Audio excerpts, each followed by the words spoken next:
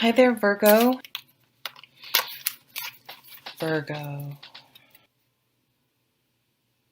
So that came up for some reason. Interesting.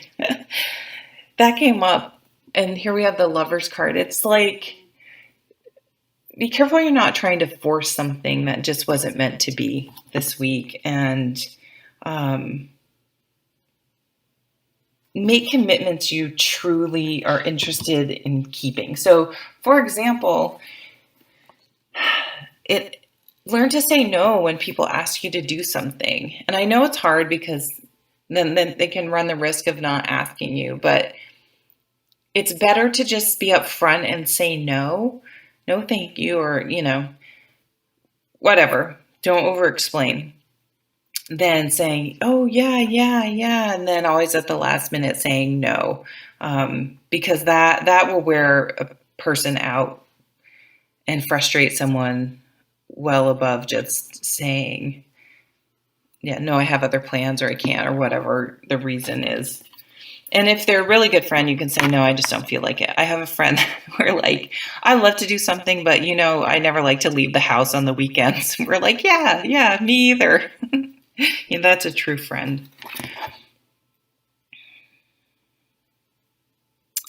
So for some of you, it's weird that this comes up for a lot. I do feel for a small, obviously this is going to be a small percentage, but I think some of you are going to find that someone, a situation, a person, a romantic relationship, a friendship is not honoring their commitments. And this could be very mundane, like you asking a friend to do something, they're not honest and say, no, I'm doing something else. And then you find them doing something different and just find that they're just not being honest with you. So that's the thing about not being honest. Yes, we all tell little white lies, but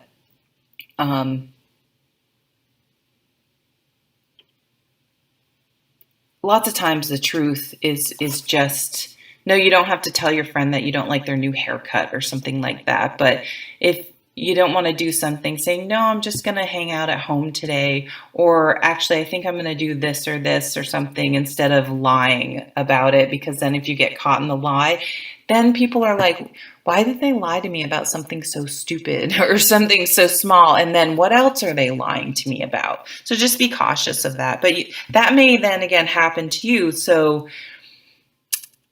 on the other hand, you can see how you can make these little white lies, so not to then overreact. But if it's blatant betrayal or cheating or something like that, that's not to be ignored.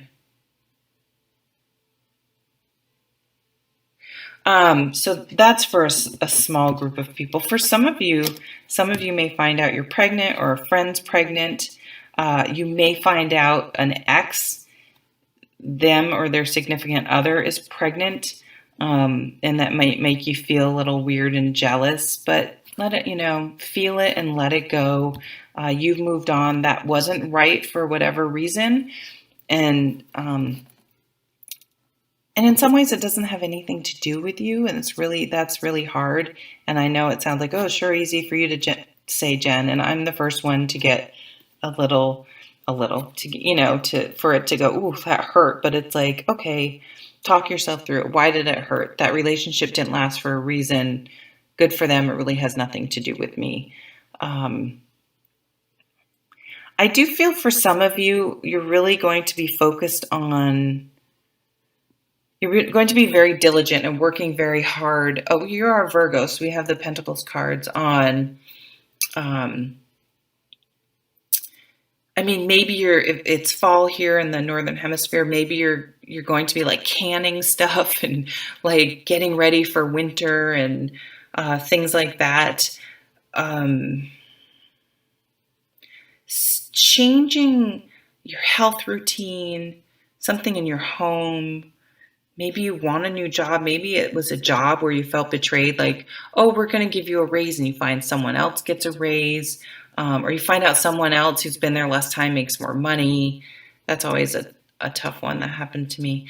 But it's going to motivate you to make a positive change, to make a change where, again, you're not focusing on something that really doesn't concern you and is kind of none of your business, and saying, well, I'm going to be fabulous, and using it to be like, I'm going to be fabulous myself, and I'm going to be creative, and I'm going to make my own reality what I want it to be. And not focusing on any negative and bitterness, but using it to fuel you and motivate you into doing your best and focusing on you and what you can do for yourself. And finding something that really feeds your soul.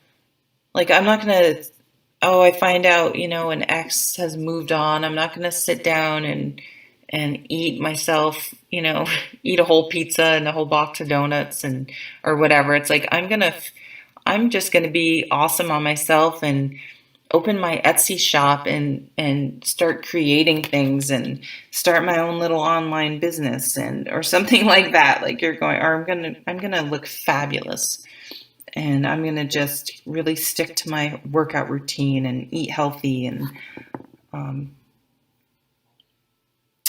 keep the focus on me, because that's the only thing you can change. If someone's not honoring their commitments, there's really nothing you can do about it. You don't have to accept it or tolerate it, but you can't change them or fix them. So you want to channel that energy in a positive way and focus on improving yourself and not focusing on other people. Yeah, there's someone behaving badly this week. So, she's just going to be like, okay, I see what you did, and I'm cutting that away, and I'm moving on. And I have my own life to give birth to beautiful, creative things and create the life I want to live. I mean, she's giving birth to all the things she wants to manifest in her life.